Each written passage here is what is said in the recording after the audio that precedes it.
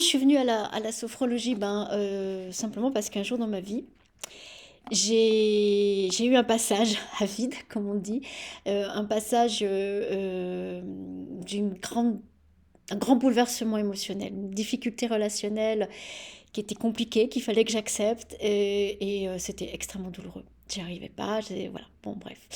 J'étais voir des psys, ça pouvait aider, hein, les psys, mais c'était pas, ça n'allait pas plus que ça, quoi. Et il s'est trouvé que à côté de chez moi, il y avait un groupe de femmes qui se réunissaient autour d'une sophrologue. Alors moi, la sophrologie, je ne savais absolument pas ce que c'était. Mais alors, j'en avais aucune idée.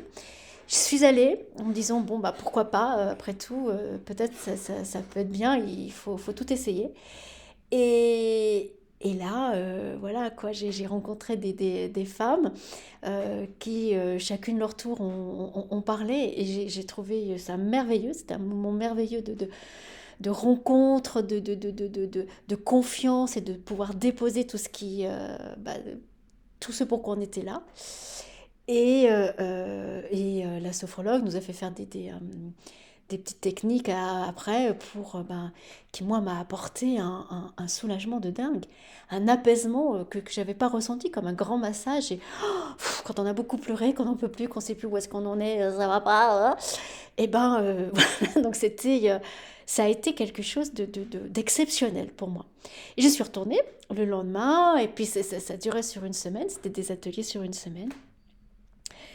Le lien a été de plus en plus profond, la confiance a été de plus en plus grande.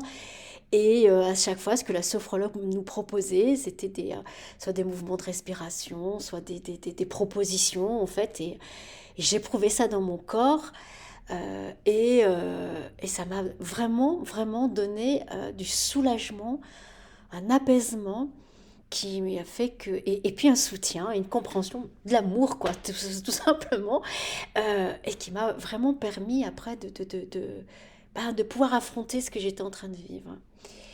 Et alors, c'est pour ça que j'ai voulu devenir sophrologue. Et ça a été le kiff parce que en plus, il se trouve que la discipline de sophrologie, c'est venu nourrir ma curiosité intellectuelle parce que ça couvre de la philosophie occidentale, orientale, ça couvre de la sociologie, du médical, enfin, c'est d'une grande richesse. Et j'ai eu la chance d'apprendre mon métier de sophrologue, non pas avec de la technique, mais avec un esprit, avec l'esprit de la sophrologie. Pareil, dans un petit appartement avec cette femme médecin qui était élève directe du Grand Caicedo. Euh, on était très peu nombreux et c'était l'esprit même de la sophrologie qui était là.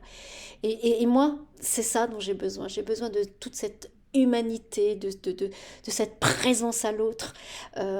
Et donc d'avoir appris mon métier de sophrologue avec tout ce qui contient et cette humanité-là, c'était que du kiff. Donc moi, ce que j'ai envie, c'est quand vous venez me voir, c'est de pouvoir vous apporter cette humanité, cette écoute, ce réconfort, ce soutien, et puis peut-être cet apaisement, ce soulagement dont vous avez besoin par rapport à une situation de votre vie que vous traversez, qui est peut-être des situations de relations conflictuelles ou tout simplement des changements, de l'inattendu, des deuils, des séparations, des choses très dures, douloureuses. Et j'espère pouvoir vous apporter ce soulagement avec la sophrologie, évidemment. Mais depuis 8 ans que je suis installée, j'ai développé encore beaucoup d'outils qui font partie de la sophrologie, mais qu'on ne dit pas trop. Mais tout ce qui est l'énergétique, le quantique, ça fait aussi partie de la sophro.